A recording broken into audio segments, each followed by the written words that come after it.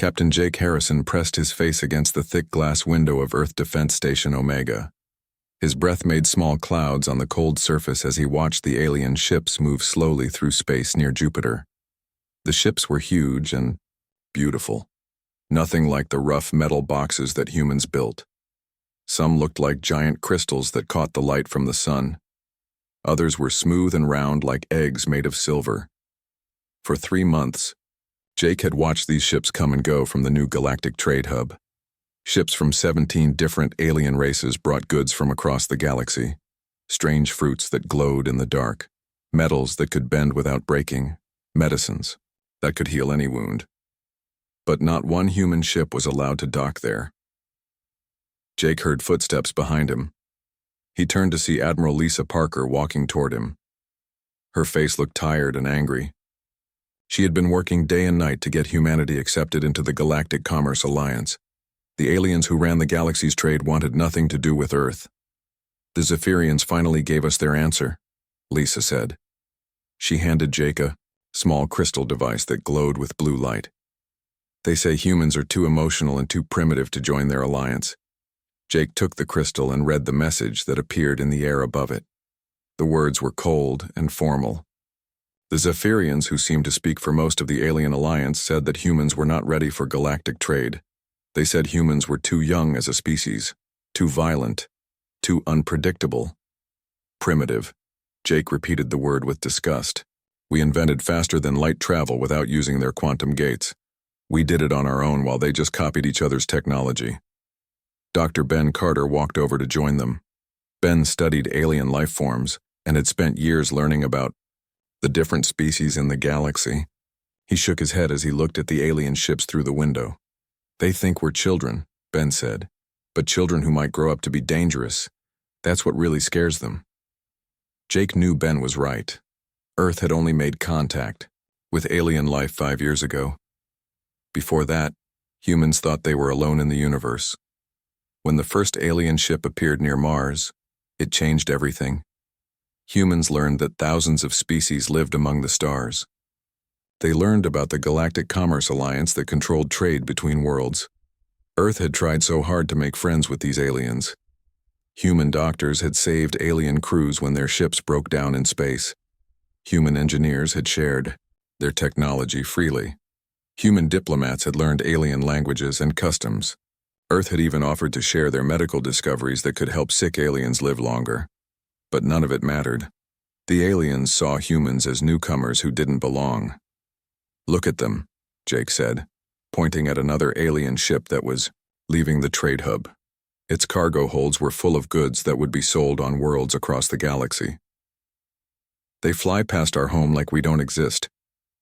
Lisa sat down in a chair near the window. She looked older than her 45 years. The stress of trying to get humanity accepted had worn her down. The worst part is how they talk to us, she said. Like we should be grateful they even notice us. Like we should say thank you for the chance to beg for their approval. Jake watched a small human patrol ship fly near the trade hub.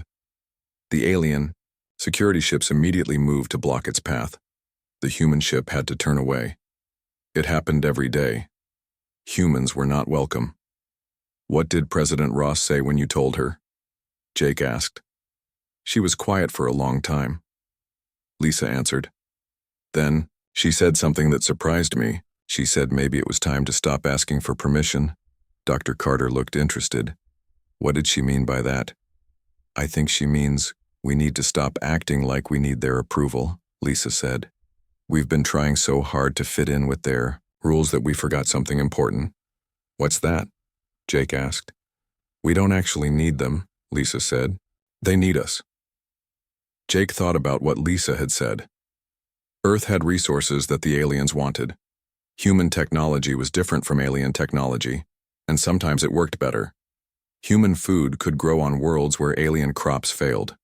Human medicine could cure diseases that alien doctors couldn't treat, but the aliens acted like they were doing Earth a favor by talking to them at all. I've been reading reports from our deep space scouts, Ben said quietly. Some of the alien worlds are having problems, big problems. Their old trade routes aren't working anymore. Some of their colonies are failing. And they don't want us to know about it, Lisa added. They want to keep pretending they have everything under control. Jake looked out at the alien ships again, but now he saw them differently. Before, he saw powerful beings from advanced civilizations. Now he saw beings who were afraid of change, afraid of new ideas, afraid of humans. You know what I think? Jake said. I think they made a mistake when they rejected us. A big mistake. What kind of mistake? Lisa asked. They could have had us as friends, Jake said. Now they might have us as competition. Lisa smiled for the first time in weeks. President Ross is calling an emergency meeting of the Earth Council tomorrow. She wants to discuss new options for humanity's future in space. What kind of options? Ben asked. The kind where we stop asking for permission and start making our own rules, Lisa said. Jake looked out at the stars beyond Jupiter. Somewhere out there were worlds full of beings who needed what Earth could offer. Worlds that the Galactic Commerce Alliance had ignored or abandoned. Worlds that might welcome human friendship and trade. Maybe it's time to show the galaxy what humans can really do, Jake said. President Amanda Ross stood at the front of the Great Hall in New Geneva. The room was filled with leaders from every nation on Earth. She had called this emergency meeting after hearing about the alien rejection. The faces looking back at her showed anger, disappointment, and something else. Something that looked like determination. My fellow leaders, Amanda began, her voice strong and clear. For too long we have been children asking adults for permission to play their games. Today that ends. The room was completely quiet. Everyone knew this moment would change everything for humanity. We have been thinking about this problem the wrong way, Amanda continued. We thought we needed their approval. We thought we had to prove ourselves worthy of their alliance.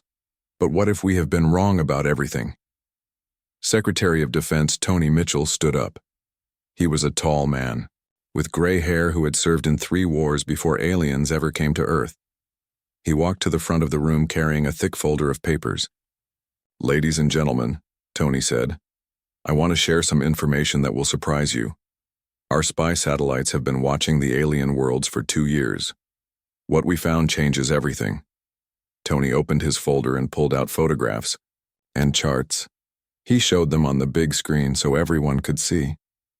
3 of the most powerful species in the Galactic Alliance are in serious trouble, he said. The Hegemony Council is facing rebellion on 6 of their colony worlds. The Zephyrian Empire has lost control of their main trade routes to pirates, and the Crystal Collective is running out of the energy crystals that power their entire civilization. Gasps filled the room.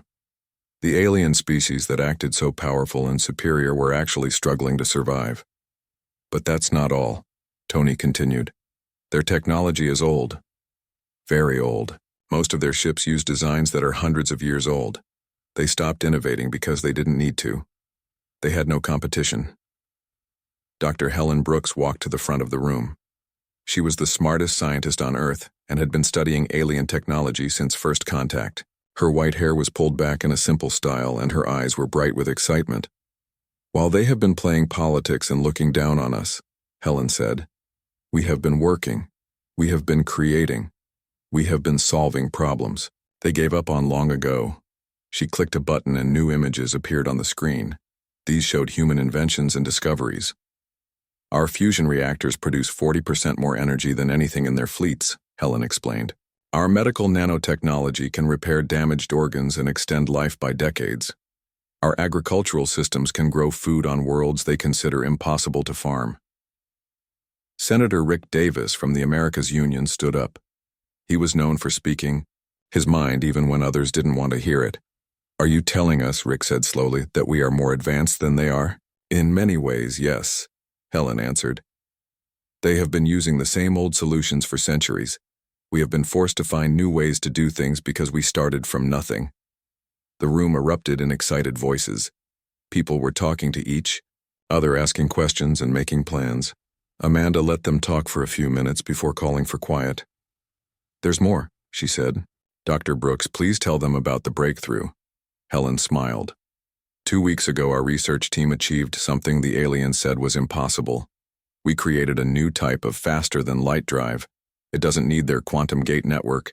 It doesn't need their permission, and it's 3 times faster than anything they have. The room exploded with cheers and applause. For the first time since the alien rejection, the leaders of Earth felt hope. This means we can travel anywhere in the galaxy without using their systems, Helen continued. We can trade with anyone we want. We can explore new worlds they have never seen. Prime Minister Carlos Webb from the European Federation raised his hand. But what about their military? They have thousands of warships. Tony Mitchell smiled grimly. Their warships are slow and use old weapons. Our new ships are faster and better armed. But more importantly, we don't want to fight them. We want to make them irrelevant. What do you mean? Asked Minister Chen Lu from the Asian Alliance. Amanda stepped forward again. We are going to build our own trade network. We are going to help the worlds they have ignored. We are going to offer friendship and fair deals instead of the exploitation the Alliance uses. Dr. Brooks pulled up a star map showing the galaxy. There are thousands of independent worlds out there. Worlds that the Alliance considers too small or too poor to bother with. Worlds that are struggling because they have no access to galactic trade. And we're going to help them, Amanda said. We're going to show the galaxy what real cooperation looks like. General Pete Collins, head of Earth's military forces, stood up. I've already been in contact with several independent worlds. They are very interested in trading with us.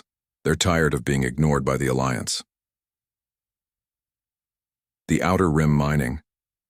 Consortium has been trying to get better mining equipment for years, added Commander Amy Lopez from the Diplomatic Corps. The Alliance charges them 10 times what the equipment is worth. We can sell it to them for half the Alliance price and still make a profit, Senator Davis laughed. So instead of begging to join their club, we're going to start our own club and invite everyone they rejected? Exactly, Amanda said. But our club will be different. We won't exclude anyone based on their species or their technology level. We won't demand tribute or force anyone to follow our rules. We'll offer partnership, not domination. The excitement in the room was growing. Leaders were already making plans and talking about which worlds to contact first. How long will this take? Asked President Maria Santos from South America. If we work together, Amanda said, we can have our first trade missions launched within 6 months. Within 2 years, we can have a network that rivals the Alliance. And then? Asked someone from the back of the room. Amanda smiled. Then we show them what they lost when they rejected humanity. We show them what the galaxy looks like when it's run by people who believe in helping each other instead of controlling each other. The vote was unanimous. Every nation on Earth agreed to the plan. The age of asking for alien approval was over. The age of human independence had begun. General Pete Collins stood in the secret command room deep beneath the Rocky Mountains. The room was filled with the best minds from Earth's military and scientific communities. Holographic displays showed star maps, trade routes, and alien territories across the galaxy. This was where humanity would plan its future among the stars.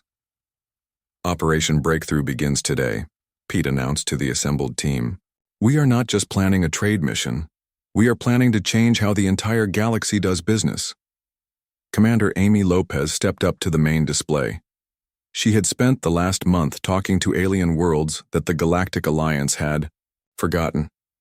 Her communications equipment could reach across the galaxy in seconds using the new quantum transmitters that human scientists had built. I have good news, Amy said with a smile.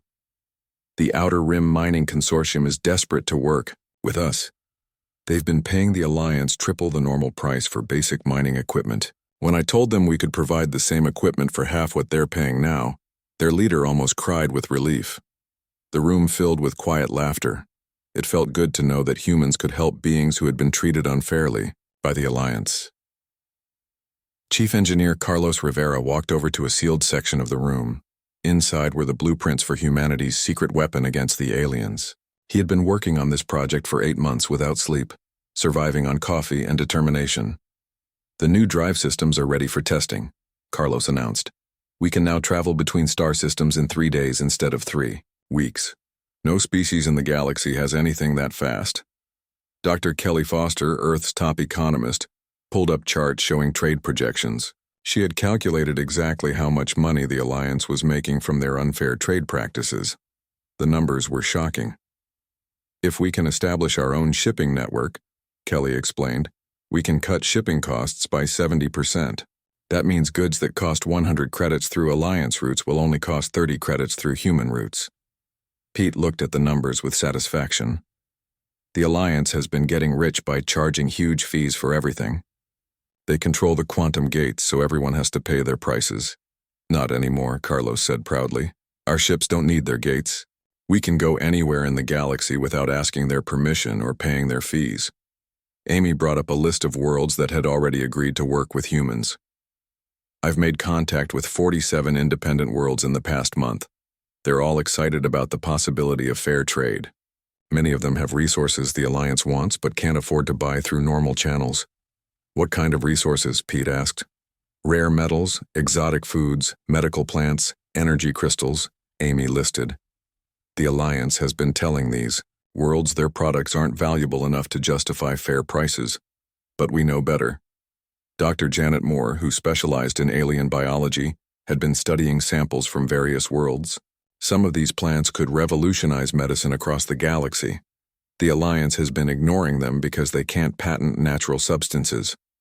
But we can use them to help people.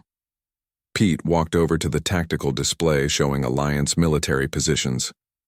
What about security? The Alliance won't be happy when they realize what we're doing. I've been thinking about that, said Colonel Sam Wright, head of military planning. The Alliance military is spread thin across thousands of worlds. They're dealing with rebellions, pirates, and internal conflicts. They don't have the resources to stop legitimate trade between independent worlds. Plus, added Carlos, our new ships are faster and more maneuverable than anything they have. If there's trouble, we can be gone before they can react.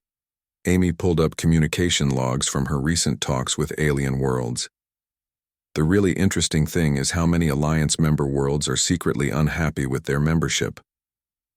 High taxes, strict trade rules, and no voice in Alliance decisions.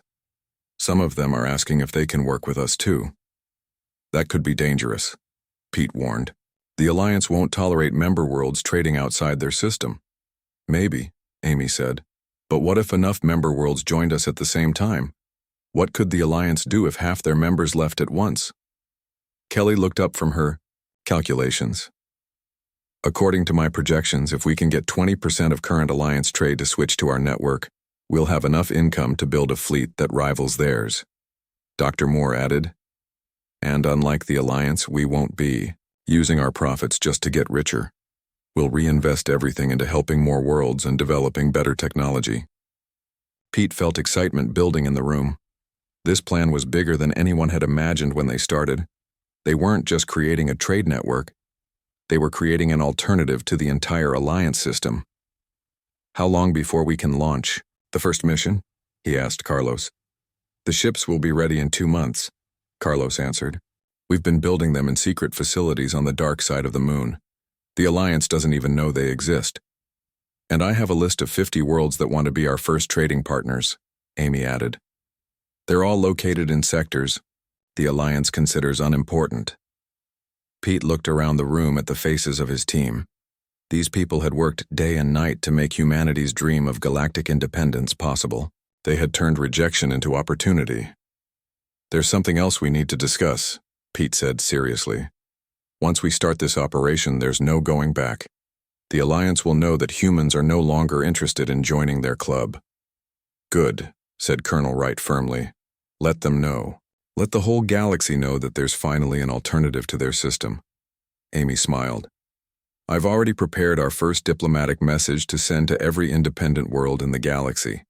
It says that Earth offers friendship, fair trade, and mutual respect to any world that wants it. When do we send it? Pete asked. As soon as you give the order, sir.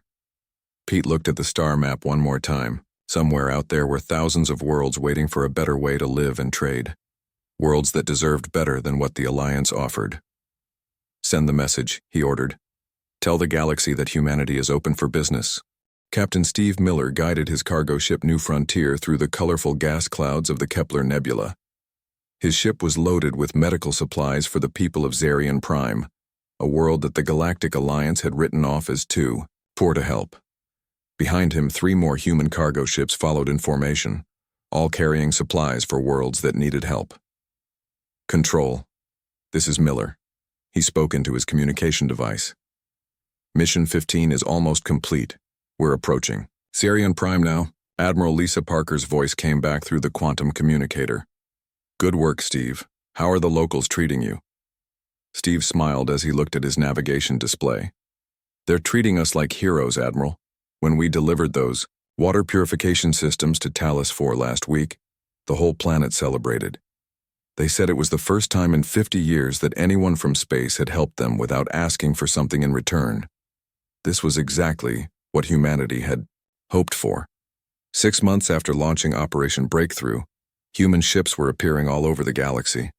They brought medical supplies to sick worlds, farming equipment to hungry planets, and mining tools to struggling colonies. But unlike the Alliance, humans asked for nothing except fair payment for their goods. Any word from the Alliance? Steve asked as his ship entered Zarian Prime's atmosphere.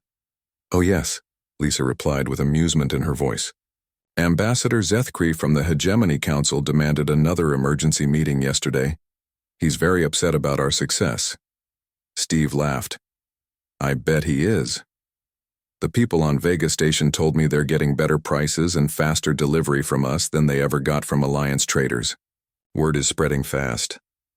The truth was that human trade methods were revolutionizing the galaxy. Where Alliance traders charged high prices and demanded exclusive contracts, humans offered fair deals and flexible terms. Where Alliance ships took weeks to deliver goods, human ships with their new faster drives could make deliveries in days. Director Nancy Wright sat in her office on Luna Station, reading reports from human colonies across the galaxy. Every day brought news of new worlds wanting to join the human trade network.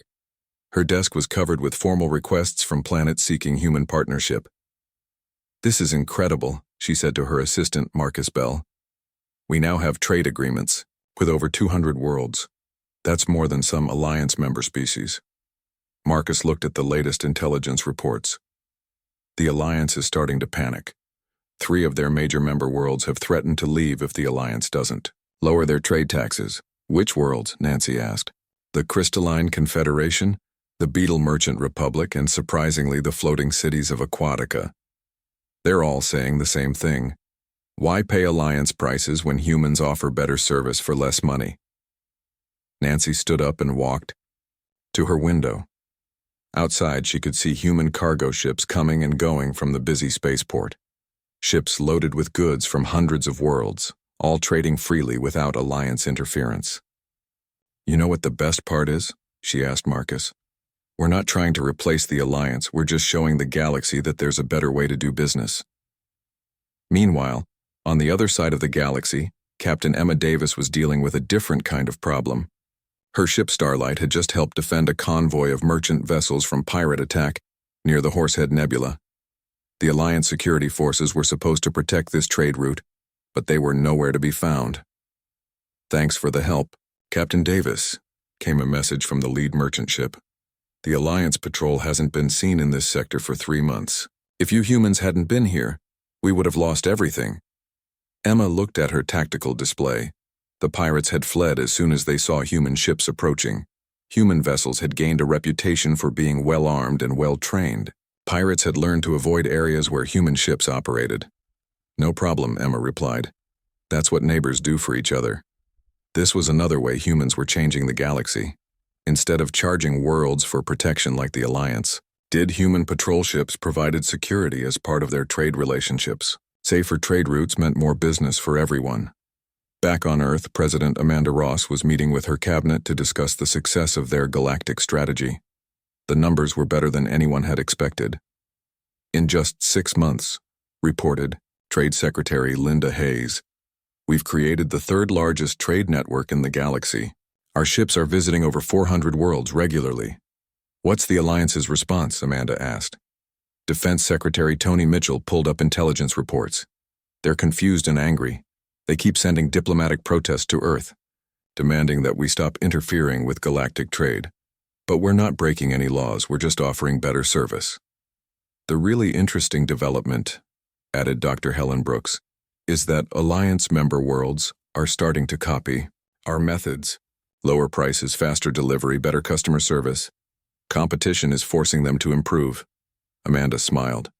So we're making the whole galaxy better, even for people who aren't trading with us directly. Exactly, Helen replied.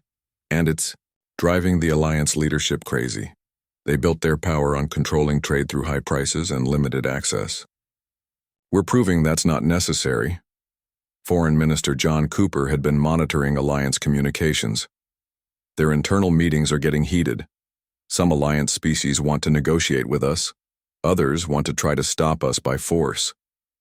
And what's stopping them from using force? Amanda asked. Several things, Tony answered. First, we're not doing anything illegal. Second, we're too spread out to attack effectively. And third, many of their own member worlds are now defending us because they benefit from the competition. Amanda looked at the reports with satisfaction. So, by trying to exclude us, they actually gave us the freedom to build something better. That's right, Helen said. If they had accepted us into the Alliance, we would have been bound by their rules and restrictions. By rejecting us, they forced us to innovate. The meeting was interrupted by an urgent message from Admiral Parker. Madam, President, you need to see this. The Alliance has just called an emergency session of their governing council. They're demanding that all member worlds stop trading with humans immediately. Amanda looked at her advisors. And how do you think that's going to work out for them? Tony smiled grimly. I think they're about to learn what happens when you try to force people to give up something that's making their lives better. The Great Hall of the Galactic Alliance had never been so crowded. Representatives from every member world packed the massive chamber, their voices creating a buzz of excitement and tension. At the center of it all stood President Amanda Ross, the first human leader ever to address the Alliance Council. She had not been invited to speak, but humanity's influence had grown too large to ignore. The towering figure of Chancellor Vexathul, leader of the Hegemony Council, struck his ceremonial staff against the floor. The sound echoed through the hall like thunder, demanding silence. This session will come to order, the Chancellor announced in his deep, rumbling voice. We are here to address the human problem that threatens the stability of our ancient alliance. Amanda stepped forward calmly. She wore a simple blue suit that represented Earth, nothing fancy or threatening. Behind her stood Ambassador Jack Stone, carrying a portable holographic projector that would show the galaxy exactly what humanity had accomplished. Honored representatives, Amanda began, her voice carrying clearly through the vast chamber. I stand before you today not to ask for membership in your alliance, but to inform you that such membership is no longer necessary. Gasps and angry murmurs filled the hall. Many of the alien representatives had never heard anyone speak to the alliance leadership with such confidence. Chancellor Vexthul's 4 eyes glowed with anger. You dare to address this council without permission? You dare to ignore the authority that has kept peace in this galaxy for 1,000 years? Amanda smiled politely. Your Excellency, peace kept through fear and control is not real peace. It is simply delayed conflict. Today I offer you something better. Ambassador Stone activated the holographic projector. A 3-dimensional map of the galaxy appeared above the assembly, showing trade routes, colonies, and economic data. But this map looked very different from the ones the Alliance was used to seeing.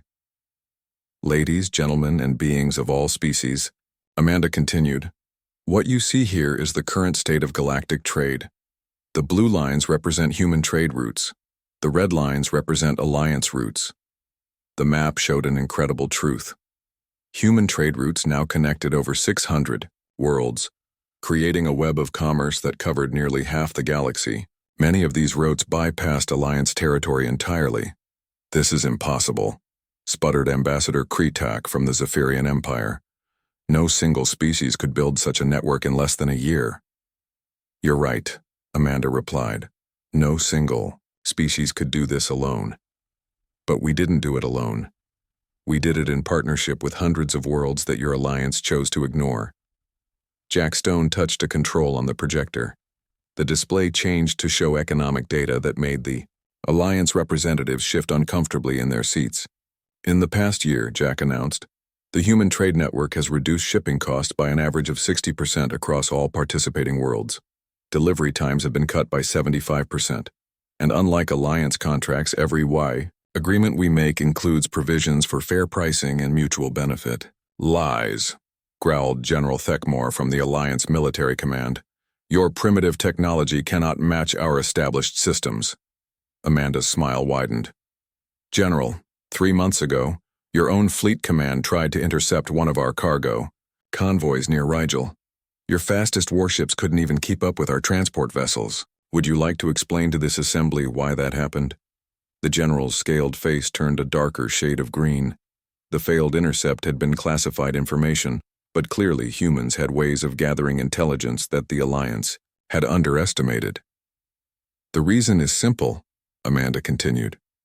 While you have been focused on maintaining control, we have been focused on innovation.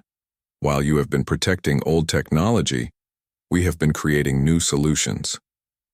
Chancellor, Vexthul struck his staff again. Enough, your species will cease these unauthorized trade activities immediately. The Alliance will not tolerate this disruption of galactic order. And how exactly do you plan to stop us? Amanda asked calmly. We will impose trade sanctions, the Chancellor declared. Any world that trades with humans will be expelled from the Alliance. The reaction was immediate. Representatives from dozens of Alliance member worlds stood up and began shouting protests. Many of these worlds had secretly been buying human goods through intermediaries. The thought of losing access to cheaper, better products while also losing Alliance membership terrified them. You cannot punish us for seeking better deals, shouted the representative from Kepler Colony. Human traders saved our mining operation when Alliance suppliers failed us. The medical supplies from Earth cured the plague on our world, added the delegate from Tau Ceti. Alliance doctors said there was no cure. Amanda raised her hand for silence. Your Excellency, you seem to misunderstand the situation. You cannot sanction trade that doesn't depend on your approval. Our ships don't use your quantum gates. Our colonies don't need your resources. Our network exists completely independent of your control. She paused to let this sink in before delivering her final message. The Human Federation formally withdraws any application for membership in your alliance, Amanda announced. Instead, we extend an invitation to any world that believes in free trade, mutual respect, and the right of all species to determine their own destiny. The hall erupted in chaos. Representatives were shouting, arguing, and demanding to be heard. Some were angry, but many others looked interested in what humanity was offering. Amanda continued speaking over the noise. Our invitation is open to current Alliance members as well. We don't believe in forcing anyone to choose sides. We simply offer a better alternative. This is treason against galactic order, Chancellor Vexthul roared. This is evolution, Amanda replied. The galaxy is changing, Your Excellency. You can change with it or you can be left behind. As she spoke, something remarkable happened. One by one, representatives from various worlds began to stand up and walk toward Amanda. First came the delegates from the independent worlds that were already trading with humans. Then came representatives from smaller Alliance member worlds. Finally, even some delegates from major Alliance species began to move. Within minutes, nearly half the assembly was standing with the human delegation. Chancellor Vexthul looked around the hall in shock. What are you doing? Return to your seats. Immediately. We're making a choice, said Ambassador Felnara from the Crystalline Confederation. We choose progress over stagnation. We choose cooperation over control. Amanda looked at the beings surrounding her and felt a deep sense of pride. The age of the Human Federation begins today. We welcome all who wish to build a better galaxy, together. As she left the hall, followed by hundreds of delegates, the old Alliance leadership sat in stunned silence. The galaxy had changed forever, and they had no one to blame but themselves.